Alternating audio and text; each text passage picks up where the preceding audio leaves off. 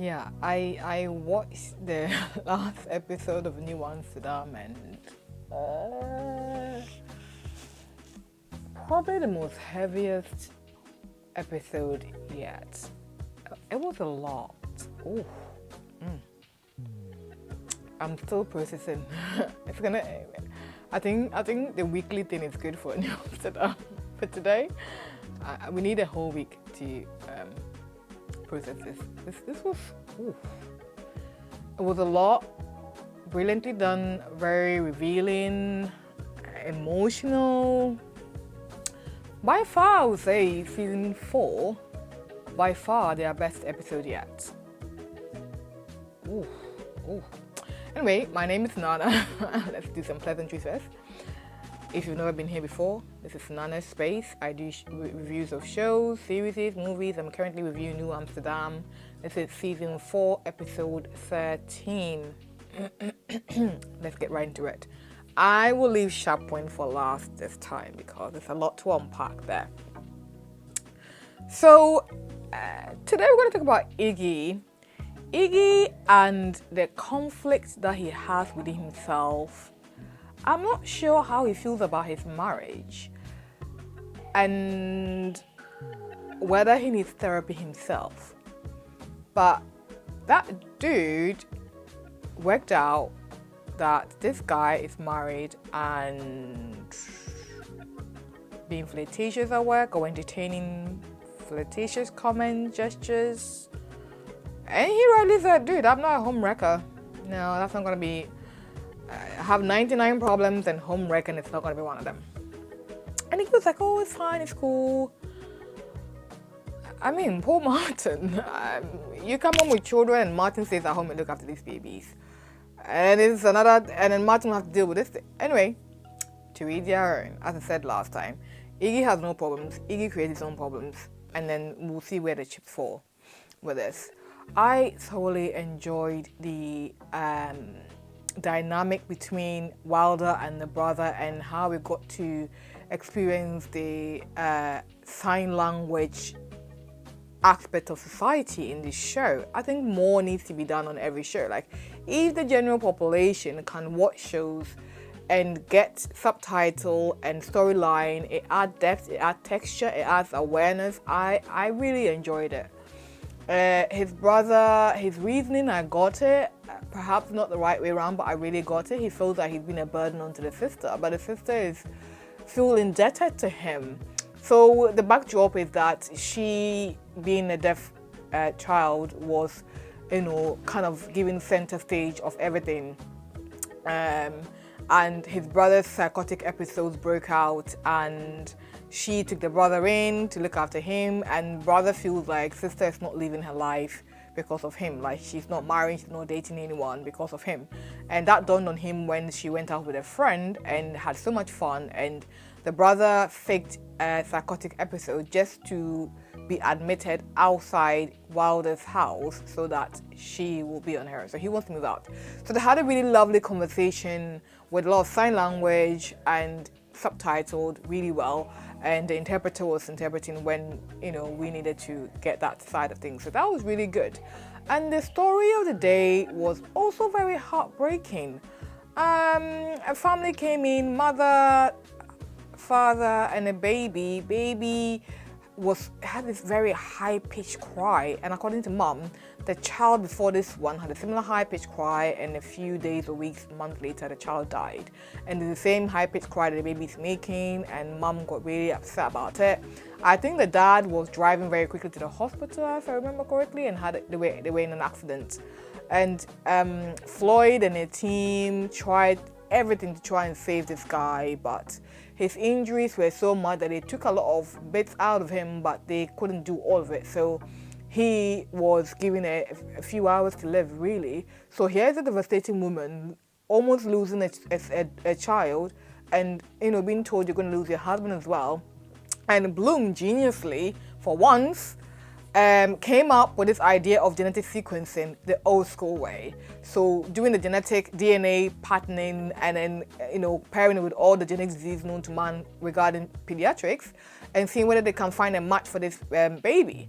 And they eventually did, but it meant that this baby is going to be without a dad, and that broke the woman down so much. I like the vulnerability of so the title was family, so different family dynamics and how things played out. So we talked about Iggy's side of things and the case of the day, how that played out, and I could see that Floyd was getting a bit more into his emotional side. He potentially has a baby on the way, and to see this story play out, somehow this is the first time I've really seen him being emotional about something like that. He went to the baby's unit and went and watched his baby, and he was in deep thought. And perhaps maybe he could understand why Lynn was upset about the fact that there was a genetic disease that she wanted to rule out that's more important than who the paternity was. That's a stretch, but we got to see that side of Floyd, and that was really cool to see. And then Layla came around, and again, I don't get Lauren.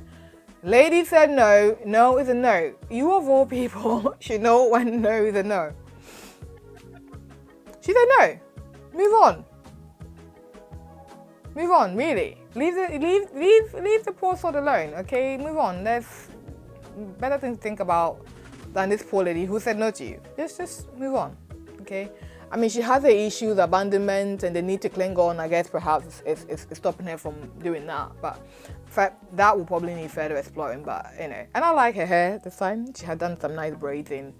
It was pretty cool. Who else? Now we're gonna get into the meat and potatoes. I really love the football pitch montage. It doesn't get any quintessential British than that. Football, we love our soccer like anything. So football pitch with these guys coming with jock itch, and he was like, "Oh, can I show you?" In front of Luna. I was like, "Dude, you get no shame." So this beautiful montage of Luna and Max playing football. I wish Helen was there. That was so sweet, but I wish Helen was there. And Max again somehow managed to gravitate towards the disease of the field, and everyone came to him with their concerns. And all that while Helen was at home. So they did this. I think it's the second time we've seen Helen in a shower, and both times she was contemplating that. I wonder whether that is where she goes to think things out, because the last time we saw her in the shower thinking about things out was the episode that everyone was exhausted from COVID, and again she dropped her sponge, she had her hand on the wall, and she was in a deep thought. This time around, again she was in a shower. I thought she was having a good time, but she was clearly thinking about things. Max being Max, he got home and just jumped in the shower with her. The juxtaposition. The last time they were in a decon shower together or shower scene together, they were both dressed and they were not even an item. And this time round, things have shifted. What a difference a few episodes can make. So this time round, she got in the shower. I was like, "Oh, what's wrong?" And then Helen got out and was like, I'm not in the mood for any of this. And Max also got out and it was like, "Oh, what's going on?" So my mom's been calling me. Perhaps we should book a lunch. So this lunch happened, and what a masterpiece of acting that was. Like the lady who played Sarah and Freema, kudos to these two ladies, because we could have fried an egg on that tension. That is how much heat was fuming out of that conversation. And Helen put the lady in her place like no one's business. Helen, granted, you've been in a country for 6 to 8 weeks. You should have told your mom. Okay, fine. She's been calling you, been talking to her, let her know. But it became clear why she didn't tell the mom, because the mom always find a way to negate even that which is good. So she said, "Oh, we wanted to settle in," and the mom was like, "You and who?" And he was like, "Oh, the man I'm seeing and her daughter Luna." And to be fair, the comment that she made was quite valid. It was like, somehow you're taking care of other people's children, you're not having your own fair comments. But then the reason, and Helen explained that, she'd gone through the IVF process, it's quite expensive, and she's not had any luck. So for you to be passing that comment, I mean, she was literally throwing jabs at her, and I was like, the pain runs deep, and the mother does not help. It's like her presence triggers her, and so she didn't want to have this meeting to start with, but because of the sake of Max, who thought that Helen was hiding him from mother, agreed to this, and truly, it turned out poorly than expected, but at least certain things were said, okay? Certain things were now brought into the forefront. So, mother was, on her lies again about how the father left them, blah, blah, being racist, blah, blah. And then Helen was like, no, I actually now remember that it was you who prevented him from being family with us. And on his dying bed, he called Helen, and Helen did not pick up because of the belief she had in your life.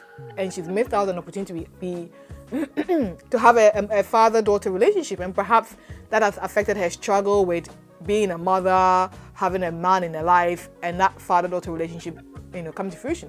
So to have Max and Luna around to exemplify that, which she did not have as a child, is a healing tool that she needs, but she needs to get to it because mom took Helen off. Max was late, and Helen got off when Max got in, and poor guy was stuck with the in-law to be.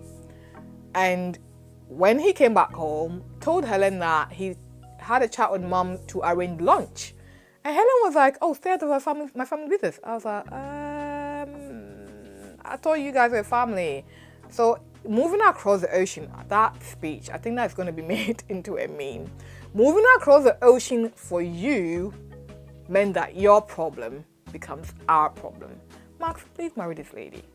Okay, don't burden yourself with someone's problem like that without a ring on it. Okay, it's too much. Marry the lady, okay, then be full in. If you're gonna go in, go in. But these things need to be sorted out. I'm not saying marrying her will sort things out, but work towards that. Sort these out, see what you're willing to live with, what you're not willing to live with. Because once you sign that contract, unfortunately these days people just, rip it apart as if it's nothing. But it's a very serious contract to sign yourself up for a lifetime commitment. So if this is not it, then let her sort things out and then move on. We all know that there's an undeniable connection between the two of you that will forever exist. We hope that it will turn into a marriage, but a lot of work needs to be done. I remember Helen with Akash, the day they went to see Radiohead, she had a bag and she said, Akash, I've brought my luggage literally and figuratively. It's a shame that did not go into a conversation where they will unpack what the metaphoric side of the luggage was. But perhaps it wasn't the right person. And when Helen, pushed him away with the Max comment, granted, no man wants to be pushed away with another man, so he went off. And Cassie did not even stand a chance. Again, she claimed he was looking after someone else's child, and didn't want to be in a relationship with said dude. But then Max is around, and you still got your baggage, and you cannot build a house on a rotten foundation.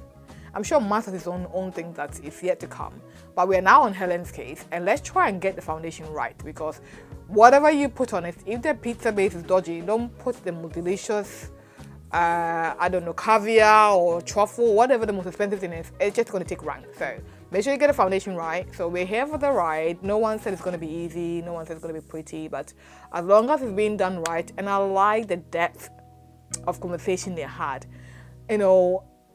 Mark was like, I thought we were family.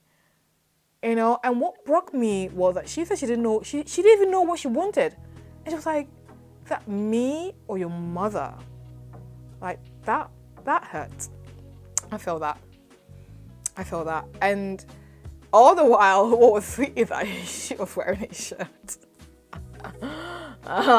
And she was perhaps drinking down her issues instead of allowing it to spill out. So Mark's been trying to get information out of her. She's been patient with her, but it's difficult. It's difficult. And again, I come back to the time where Max and Helen were walking to her apartment and she stopped.